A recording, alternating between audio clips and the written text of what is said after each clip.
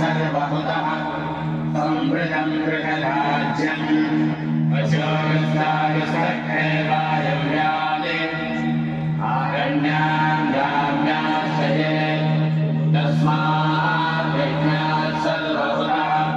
नित्यस्सामानि यज्ञे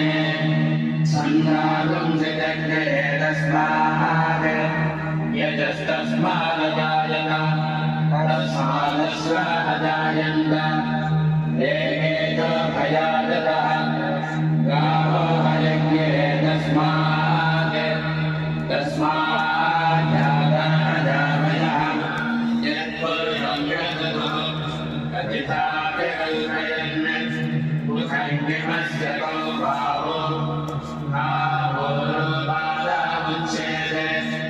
ब्राह्मणोऽस्य मुखमासीत् बाहुरादन्यकृतः पूर्वोदरस्य यद्वैश्यः अद्धा